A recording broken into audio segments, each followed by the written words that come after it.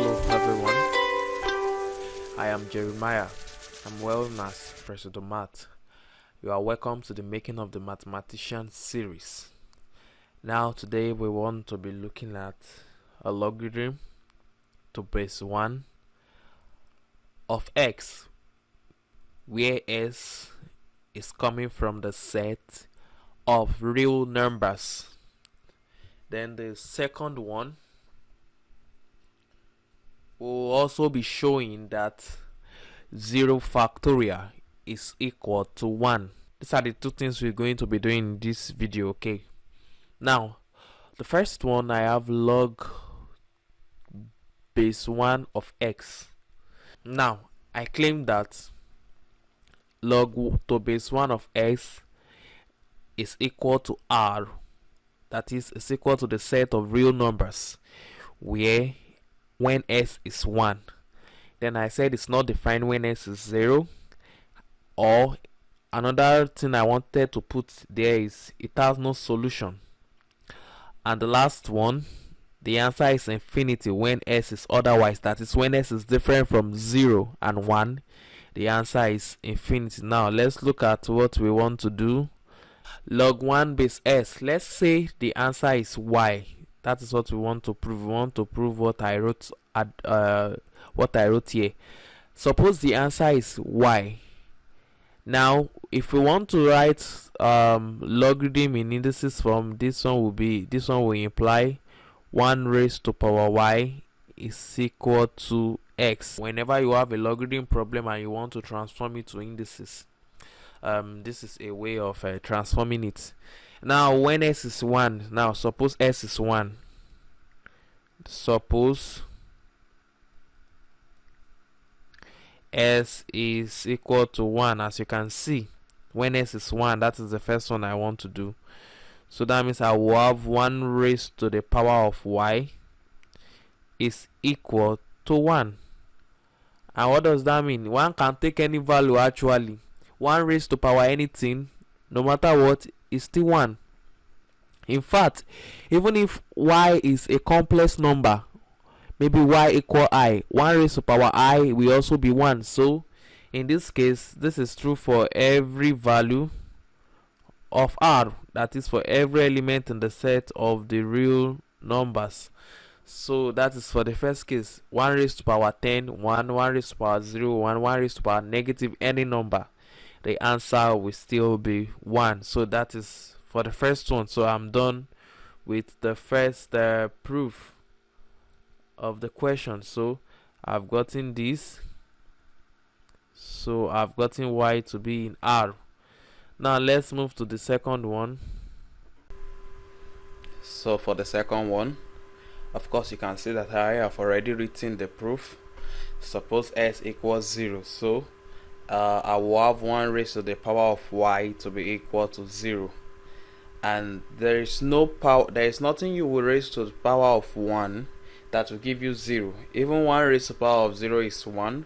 1 raised to power any number will always give you 1. So 1 raised to power negative infinity is still 1. Do you understand? So I have no solution. That is what I have in the second case. Now for the third one, I said you should suppose s is different from 0 and 1. You know that already, given from the question. I have already shown you why y is a member of r for the first one. Now why there is no solution for the second one. And now I want to go to the third one. Of course, you suppose s will be different from 0 and 1. So I have log s base 1, and that will be equal to log s. Then at the denominator I have s raised to power 0. Don't forget, s is not 1 and s is not 0. I have already treated that case. So I have this. Do you understand? So don't forget the law of logarithm that says that when you have log a and you have b raised to the power of n, that this is equal to 1 over n log a base b. This is a law in logarithm. That is what I'm going to use here. So now that's what I'm going to use here. This one will now become 1 over 0 log s base s. Meanwhile, log s base s will give me 1, and this will be equal to infinity, because 1 over 0 is infinity. So at the end of the day, we have gotten log s base 1 to be infinity. So we have proved the first one. We are done with the first question. Now let's come to the second one. For the second question, there are some things you need to know. We want to prove that 0 factorial is equal to 1. So what I'm going to be using here is the gamma function. Using the gamma function, and what do I need here in this case? Now in the gamma function, this is just the true property I need to prove that 0 factorial is 1. I need to first, you need to know that gamma of n is equal to n minus 1 factorial. That is the first thing you need to know, where n is in n, that is a set of natural number. Actually, gamma function is an extension of factorial to the set of real numbers. You know, when we are talking about factorial before now, we normally talk about factorial with respect to set of positive integers, but gamma function extends it, or it's a kind of extension to the set of real numbers. Besides, when you have gamma function of s, this is the integral definition or the integral expression of the gamma function. You have integral from 0 to infinity of e raised to the power of minus t raised to the power of n minus 1 dt. This is how we define the gamma function. Put n to be 1. So put n to be 1. So that is 1 minus 1 is 0 factorial. So that means I'm going to have, from the first property I wrote above, 1 minus 1 will give me 0. That means 0 factorial is equal to gamma of 1. Is equal to the gamma of 1. And what is gamma of 1? From the second property I have here, you know, from the first property, 1 minus 1 is 0. That's 0 factorial is equal to gamma of 1. From the second property, gamma of 1 is equal to, that is, anywhere you see n, you put 1 in this integral, is equal to integral from 0 to infinity of e raised to the power of minus t raised to the power of 1 minus 1, which is equal to 0 dt.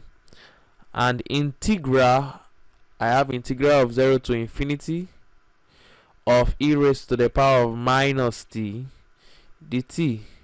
That is what I'm going to obtain. So this is equal to integrating e raised to the power of minus t. I have negative e raised to the power of minus t from 0 to infinity. That is the bound.